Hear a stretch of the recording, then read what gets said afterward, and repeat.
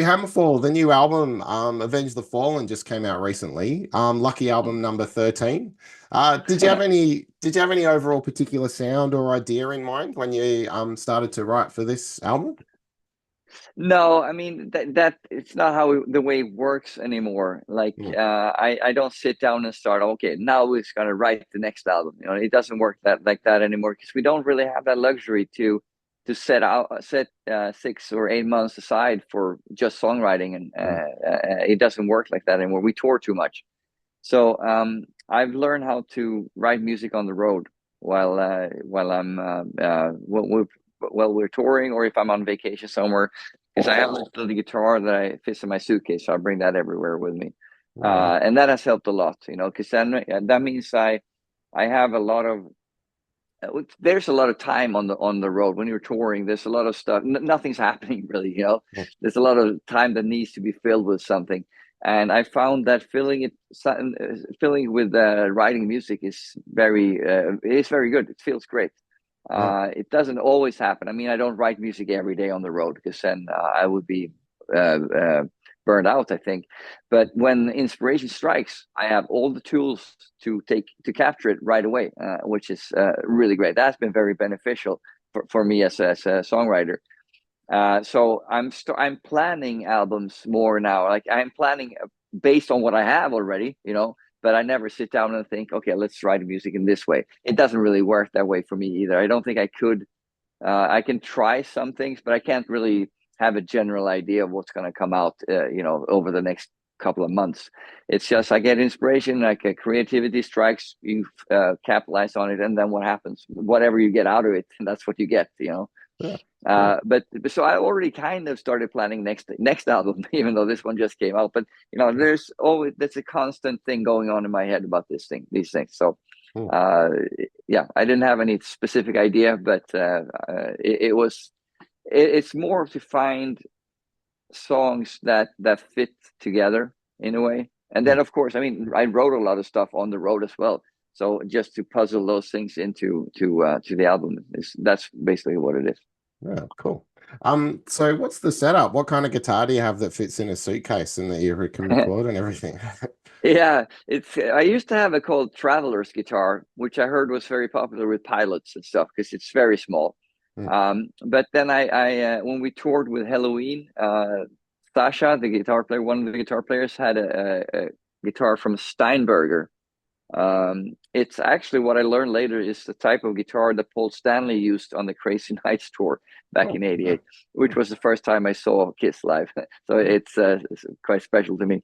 that's But cool. this Steinberger guitar is really, really good because it's kind of like it's basically the neck is normal, as normal as you can. Like it's not thin or it's a normal neck, just doesn't have a head. Everything is inside of the body basically, Mm, meaning that you can put it into the suitcase, which is because I don't think it's small enough you can just keep it as a carry-on, but I'd rather have it in the suitcase because it's much easier for me in that way. mm, So just fitting it on with the stage clothes and everything else, I found a really good system that works very well for that. yeah, that's cool. Um, so has your guitar setup changed much over the years? Because Hammerfall's been going for, 30 Mm. something years. Has your go-to guitar setup changed much since the beginning? Are you talking about the guitar or the amp or the Yeah, both? it's everything like you're on stage, amp and guitar and everything. Yeah. Right. Well, it always we have been endorsed by guitar manufacturers before over the years, Mm, and they have all been great guitars. So there's no like nothing has it's all great guitars. I actually kept every single one of them as well. I cool. have all the guitars I ever owned except the very first one. That was a shitty. Stratocaster copy, Mm, yeah. I bought for nothing, just to have something to play on when I was starting out. Mm, And that one I sold, and then I kept everything else since then. mm, But I'm very partial to the Randy Rhoads model, the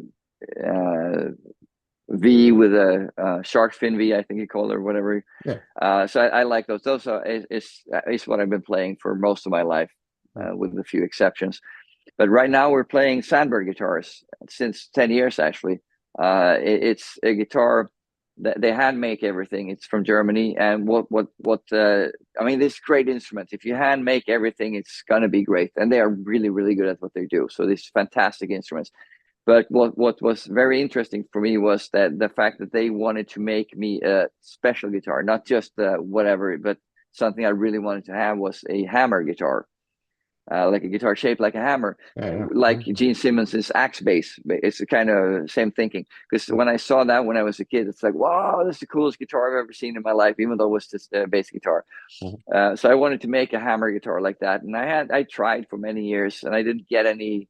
It was no companies was really interested in doing it. So once Sandberg's, they didn't just say, yeah, we can do that. They said, hell yeah, that's a really exciting thing. Because they were, for them, it was a problem, a puzzle to solve somehow, how to get everything working together. And that's so they were really excited. And so that's the guitar. That's my main guitar, together with a kind of Randy Rose model thing. What I did, I designed it myself. Was actually, I put some big chains and screws and shit in there, just to make it more special inside of the body, so to speak. And those two are my main guitars. Those are the ones I play all the time. Yeah, cool. The cover is great. It's got a real comic book art look to it on the new album. Who decides what Hector's going to be up to on each cover? Like, do you guys have a conversation or something? Yeah. Now the covers are usually done by Sam Weiss, Didier, the guy from the US. He used to work at the Blizzard Entertainment just up until just a couple of years ago. He's been with them since the early '90s, so it's like he's been there a long time. But I mean, the first time we worked with him was in 2002. He contacted us somehow and said, "Oh, I really like you guys' music, and this is what I'm creating while I'm listening to it." And they sent us some stuff, and we were like, "Wow, this is really cool." So we contacted him and said, hey, would you be willing to draw an album cover for us? He's like, "Fuck yeah, I'm going to do that." So, and that's the start of a really wonderful friendship since then. He's done almost every album cover we've done since then, most of them at least, and this one included, of course. So the process is, we have an album title. No, well, we have song titles generally. When we start working on the album cover, we have song titles, maybe some lyrics. He gets to get a feel for what we're going for. He likes to have an album title to work with, but it's not all. We don't always have that right away. So sometimes we do, sometimes we don't. But then he does sketches for us, like short black and white pencil sketches. And basically what you just said, what Hector is actually doing on the album cover. One is this, one is that, whatever. And then Joachim and I decide which one we like the best, or which we think has the most potential, which could work well with the title that we possibly have in mind at that point. And then Sam does maybe fleshes out a little bit, put some colors, and then he put, like, if we say yes, this is the way to go, he finishes it in his own way. And I'm actually looking at it now because I'm in the studio now. I have the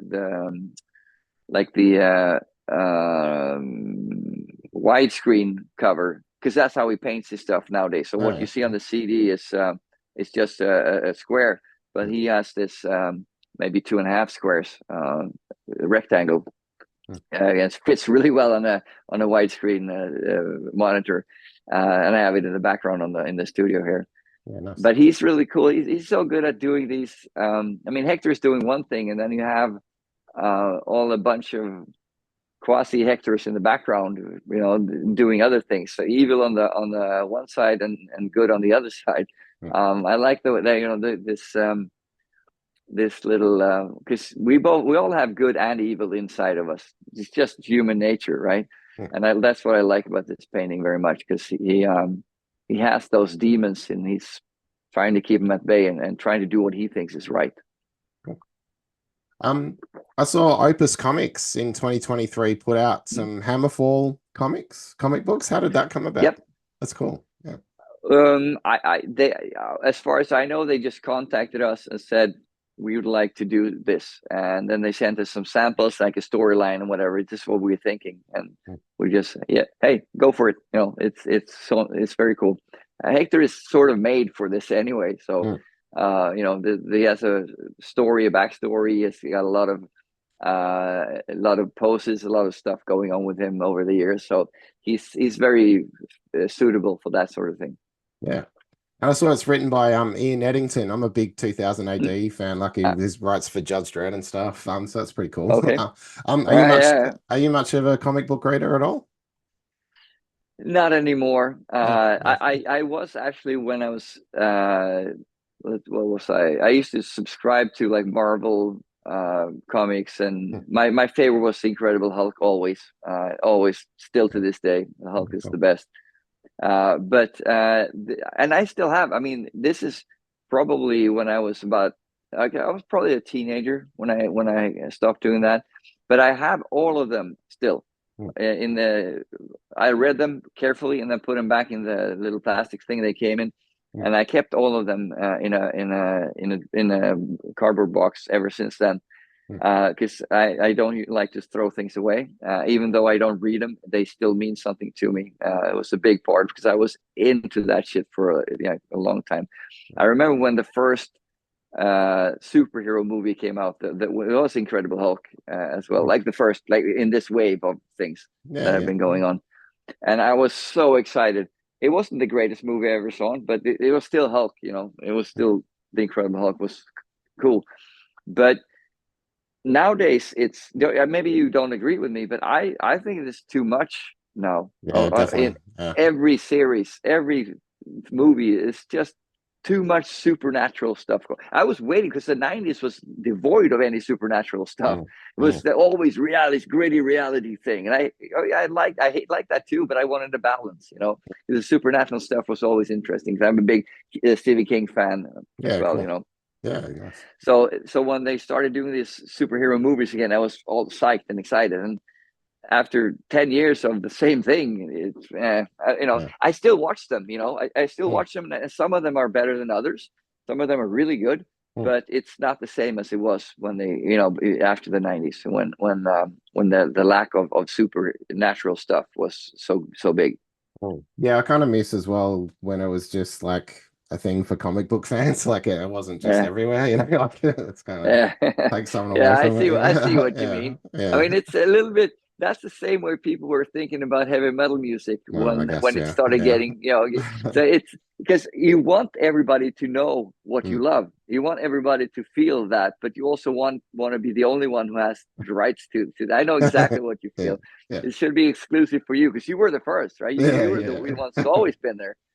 But that's the thing. I when we started with Hammerfall and this thing started happening, because we got a backlash from people on that early 2000s. Once Renegade came out, there was a lot of, especially in Sweden, only in Sweden almost, I would say, but there was a bit of backlash because of that, because people wanted heavy metal to be their thing, not everybody's. But I found that crazy, because even if you're not in a band, wouldn't you want the music that you love to be experienced by everybody else, that everybody else can experience that love or that passion for it, or at least have the opportunity to? Like I always said, heavy metal music back in those days was nothing, you know, nobody cared. But I always said, if it would attract a lot more people if you go into it with an open mind.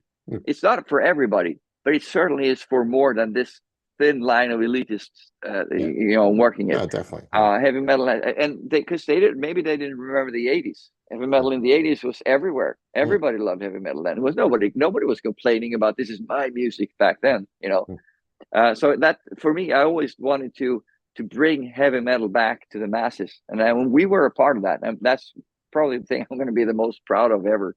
Once this thing is done, like we helped bring the music that I love back to the masses. Yeah, that's cool. Is there a point in time where you remember, like, Hammerfall first, you realized they first had a massive audience, you know what I mean? Like with that sort of switch into a bigger, you know, heavy metal becoming larger? It took me a while, because in '97 when Glory to the Rave came out, Mm. we were still in that mode, like nobody likes this shit anyway. It's just for us. But then we realized, oh shit, there's a big market in Germany we didn't know about. You know, the Germans never left this type of music. They still love this melodic heavy metal. So then it started sort of snowballing in the career of Hammerfall. It went really fast from nothing to a lot quite quickly. Mm. But once Renegade came out in 2000, then because up until that point, it's only mostly been people like us, you know, a little bit older who were there in the 80s, remember that stuff fondly, but still nostalgia played a big factor, played a big role. Mm. But once Renegade came out, we reached a whole new audience, which was kids and teenagers mostly. That and that was what we were talking about earlier. A lot of people saw that and like, why am I can't buy a record the same as a 14-year-old girl does. You know, I want my music to be for me. That's the thing. You know, that was the backlash. But that is the point for me when I started to realize, but maybe not there, maybe a couple of years later with Crimson Thunder, that I started to realize, oh shit, this is actually, you know, it works.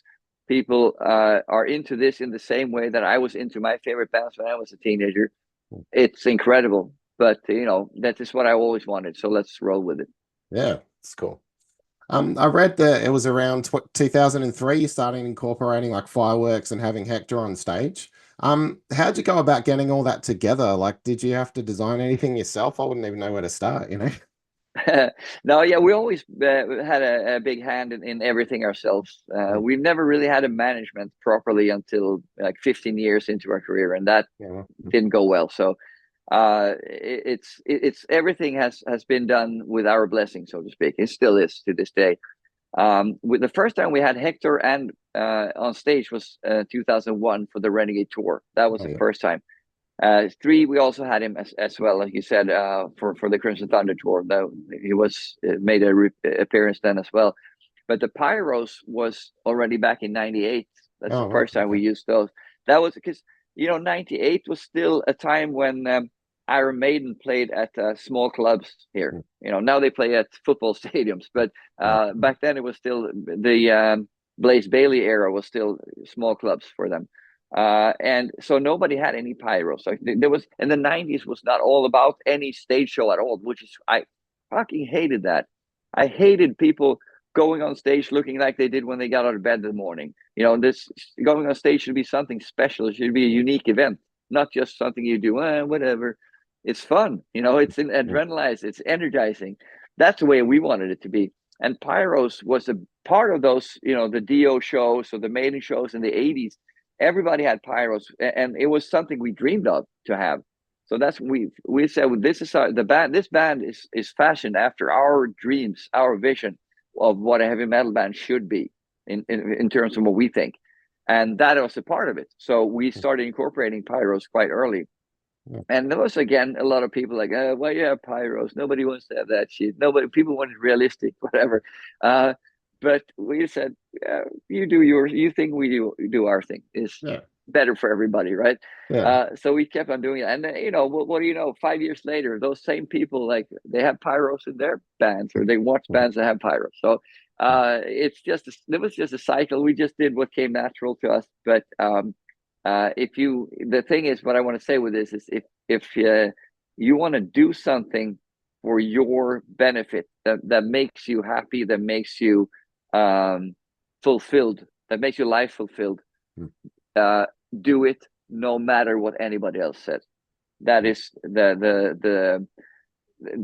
the biggest truth that you can live by, because then at the end of the day you will always be satisfied with yourself, and that is the most important feeling in the world.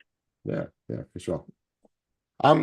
There were rumors years ago about Hammerfall maybe entering Eurovision. Is that something you'd be open to at some point? Like Perth's own Voyager got in there, you know, it'd be cool to see. Fuck no. No, I mean, this has been going on for 20 years, more than 20 years, actually. I mean, it has not been so much the last 10 years, I would say, but in the 2000s, there was a lot of talks about that. A lot of like, well, we have this perfect song for you, come in and do it. And well, the number one was, why the fuck would we want to do this? Why would we want to degrade ourselves to do that? Because at that point, this was a high point of our career. At that, you know, we were still going up. Yeah. But also the Eurovision thing was not very big then, not like it is now. Now it's a big business thing, which is, you can have, whatever thoughts you want about that. But Mhm. it was, I never wanted to do it, but we always had a way out because they never wanted to let us write our own song. So we always said, if we can write this song for ourselves and present it, then present a Hammerfall show, then we might do it. Mm. And they always said, no, we want to have this and this writer or lyrics, whatever. And so, okay, fuck it, we're not going to do it then. It was an easy out for us because they never let us do that. So Mm. nowadays it's different, of course, but back then it was very strict, very controlled. They wanted to have this lyricist, especially that Mm. always wrote for every artist. They wanted to have them involved in everything, and we were like, fuck no. They don't know Mm. anything about Hammerfall. They were never going to do that. And I'm glad we didn't, because it was never, I've never really liked it. We grew up with it, and so it's a big thing when we were kids. It still Yeah. means something, but it's not. You have to put, at least this is our thinking 15, 20 years ago. Mm. Hammerfall heavy metal is something. These people are doing their own thing, and for me, I mean, I don't want to have metal music in the Schlager competition. It should be Eurovision Schlager songs. Those are the ones that I don't want to have hip hop in there either. I don't want to have anything other than that type of music that fits in this spectrum. But that's just what I think. If I don't follow it anymore, and luckily my son is not interested either, because he's 10 now. He's in that Yeah. age when everybody in school talks about it, but he knows what I do too. He knows I don't like it, so Yeah. I don't know if that weighs in with it, but he's not really big on that yet. I have to say, you never know, but Yeah. Yeah. if everybody's talking about something in school, all the kids want to be a part of it, I guess. But I'm happy I don't have to watch it anyways. What I'm saying, because his mom loves it, so Uh, so they can watch it together if that happens. yeah, cool. If it's cool, I wanted to ask about ceremonial oath. You got back Sure. together for some shows like what 2013 and re-released Book of Truth. Yep. Do you think we'll ever get any more ceremonial oath like in the future? I doubt it, but I will never say no. Yeah, cool. Uh, Yeah. it's a matter of everybody having the incentive, the passion to do it. But the thing is, with a band, well, any band really, but especially with a band like that, uh, you can't just do it for one show or one event or whatever. It's months of preparation for just to do that one show, and it's just too much. You can't have that. Plus we're not getting any younger. Having to learn 25 riffs in one song, relearn 25 Yeah. riffs in Yeah. one song just for one show one time. It would have to be more sustainable than that, I would think, for people to want to do it. But we haven't really talked about this or discussed anything, so we'll see what happens. But there are no plans. No. Oh, that's cool. Outside of your own stuff, what are you listening to lately? What kind of bands? I've been listening to this, so it's hard for me to find new bands that I really love, Mm. like that I get into in the same way that I got into band, used to go and get into bands when I Yeah. was younger. Mm. But this is a Norwegian band. They've been around for a long time. They call Wigwam. All right. And I was my girlfriend is Norwegian, so she's like, oh, we like these, then we know them. But for me, they were just a band that were in the Eurovision Song Contest thing. They were, I don't know if they've qualified for the European thing, but they were in the Norwegian part of it anyway, Yeah. a couple of times. So for me, they were. I've never listened to them, never heard a song. I only know the names. That's a Eurovision band. I don't want to have anything to do with that, I thought. And then we watched this. Was it The Peacemaker? I Oh think. yeah. Okay. That with John The film. Cena, Yeah. the Yeah. TV Yeah. series, yeah. Mm. Oh yeah. Yeah. And that one, yeah, that one has the intro music from Wigwam, Mm. and they do a little dance to it, and it's really funny. So normally, when you have a series that you watch, you don't watch the intro thing every time, right? Because it's well, who cares? You want to see the show. But this intro was so funny. So it's just 30 seconds or whatever, but it's perfect. So we watch it every episode just for the fun of it. Yeah. But then I realized, okay, this is Wigwam. Okay, I need to check this out because this is a great song, you know. And then I realized that they have so much good music that I just missed, basically. You know, I didn't. Yeah, you can't listen to everything, but this one was a revelation to me. And then they released a new album, I'd say 2 years ago, maybe three, something like that, Mm. called Out of the Dark or something like that. And that is because I heard the earlier stuff before that, but then it was a little bit more sleaze kind of attitude, you know, a little bit more. But they also have a guitar player who is writing a lot of the music, and he's I think he's into more metal. At least that's my from just listening to it, because he has a solo, like an instrumental song on one of probably the new album, I think, that is very like almost like acceptish in his way. Okay. And the new album has a lot more heavy metal stuff than the sleaze stuff, or like, you know, balances out a bit better. The new album is really, really good. So that's a band I was very surprised at, and I'm very much into it. I really like this band. Yeah, cool. It hasn't happened to me in a long time, so that's why I like talk so much about it. Yeah, that's great. So yeah, Hammerfall's headed to Australia in January 2025 Yes, for the first time. I mean, that's crazy. You've been together for so long, yes, you finally down their way. It's great. Yeah.